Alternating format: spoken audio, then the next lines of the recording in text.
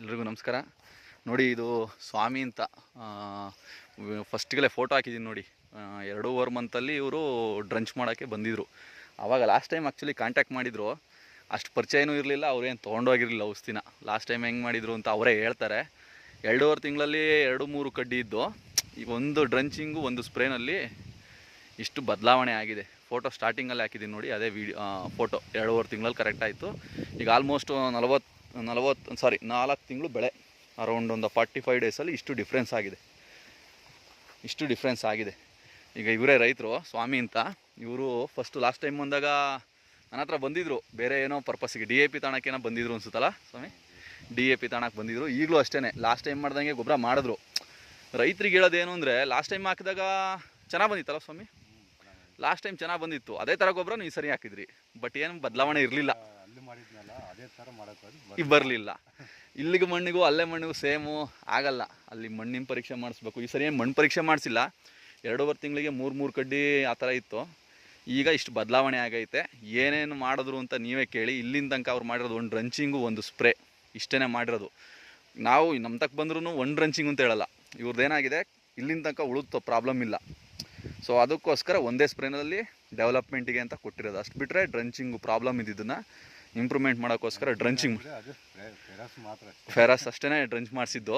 ಅದಾದಮೇಲೆ ಮೈಕ್ರೋನ್ಯೂಟ್ರಿಯೆಂಟು ರಿಮೈನಿಂಗ್ ಕೊಡಿಸಿ ಇಷ್ಟು ಡಿಫ್ರೆನ್ಸ್ ಆಗಿದೆ. ಲಾಸ್ಟ್ ಟೈಮು ತುಂಬ ಚೆನ್ನಾಗಿ ಬಂದಿತ್ತು ಅಂದ್ಕೊತೀನಿ. ಬಟ್ ಅವ್ರು ಹೇಳೋ ಪ್ರಕಾರ, ಅವರೇ ಹೇಳಿದ್ದು ಇಷ್ಟೊಂದೆಲ್ಲ ಬಂದಿರಲಿಲ್ಲ, ಇಳುವರಿ ಬಂದಿತ್ತು ಅಂತ ಅವ್ರು ಹೇಳಿದ್ರು. ನನಗೆ ಫಸ್ಟ್ ಟೈಮ್ ಬಂದಾಗ ಯಾವುದೋ ಕಂಪ್ನಿದೊಂದು ಮೆಟೀರಿಯಲ್ ತೋರಿಸಿದ್ರು. ಅದಿಲ್ಲ ಕಣಪ್ಪ, ನೋಡಿ ಇದಿದೆ, 2 ಒಂದೇ ಅಂತಲೇ ಹೇಳಿದೆ. So material quality important. ಯಾವುದೇ ಕಂಪ್ನಿದಾರಾಗಲಿ ತೊಗೊಂಡೋಗ್ರಿ ಇಂದು. ಆ್ಯಕ್ಚುಲಿ ಇವ್ರು ಬಂದಿದ್ದು ವೆಂಕಟೇಶ್ ಅಂತ ಒಬ್ಬ ಹುಡುಗ ಇದ್ದಾನೆ, ಪರವಾಗಿಲ್ಲ, ಆ ಹುಡುಗನು ಚೆನ್ನಾಗಿ ತಿಳ್ಕೊಂಡಿದ್ದಾನೆ. ಅವರು ಇಲ್ಲಿ ಹೋಗಿ ಇಲ್ಲಿ ಸಿಗುತ್ತೆ ಅಂತಂದ್ಬಿಟ್ಟು ಹೇಳಿದರು. ಅವ್ರು ಹೇಳಿದ ಮೇಲೆ ಬಂದು ತೊಗೊಂಡೋದ್ರು. ಯಾವುದೋ ಒಂದು ಕಂಪ್ನಿದು ಕರೆಕ್ಟ್ ಅಲ್ಲ, ಅದೇ ಕಂಪ್ನಿದು ಬೇಕು ಅಂದರು. ಆಮೇಲೆ ಫೋನ್ ಮಾಡಿದ್ರು, ಇಲ್ಲ ಅವ್ರು ಕೊಡ್ತಾ ಇರೋದು ಕರೆಕ್ಟ್ ಇದೆ, ತೊಗೊಂಡೋಗು ಅಂತ ಅವರು ಹೇಳಿದ್ರು. ಫಸ್ಟು ಒಂದು ಸ್ಪ್ರೇ ಮಾಡಿದ್ರು.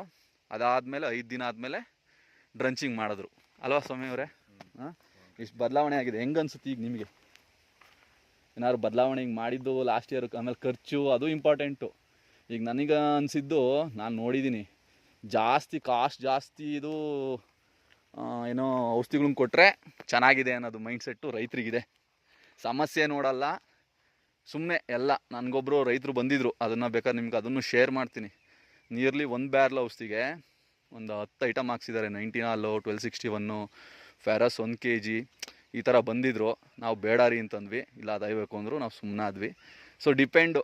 ಈಗ ನಾನು ಹೇಳಿದ ತಕ್ಷಣ ಏನು ನಮ್ಮ 20% ಇರುತ್ತೆ. ಬಟ್ ಇವ್ರು ಮಾಡೋ ಕೆಲಸ ಇದೆಯಲ್ಲ ನೋಡಿ, ಕಳೆ ಮೇಂಟೈನ್ ಮಾಡಿದ್ದಾರೆ ನೀಟಾಗೆ, ನೀರೋಗ ವ್ಯವಸ್ಥೆ ಚೆನ್ನಾಗಿ ಮಾಡ್ಕೊಂಡವ್ರೆ, ಅಷ್ಟೇ.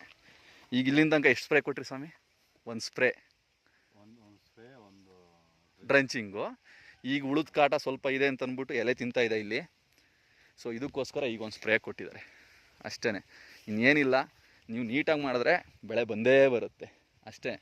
ನೋಡಿ ಎಷ್ಟು ಡಿಫ್ರೆನ್ಸ್ ಆಗಿದೆ. ಆಲ್ಮೋಸ್ಟ್ ಒಂದು 20 ಮರಿ ಇದೆ ಅನಿಸುತ್ತೆ ಅಲ್ವಾ ಸ್ವಾಮಿ ಅವರೇ? ಸ್ವಲ್ಪ ಪೊಟ್ಯಾಶ್ ಡಿಫಿಷಿಯನ್ಸಿ ಇದೆ ಕೆಳಗಲೆಗೆ, ಅದೊಂದನ್ನು ಚೇಂಜ್ ಮಾಡ್ಕೋಬೇಕು. ಗೊಬ್ಬರದ ಮುಖಾಂತರ ಕೊಟ್ಟರೆ ನಡೆಯುತ್ತದು.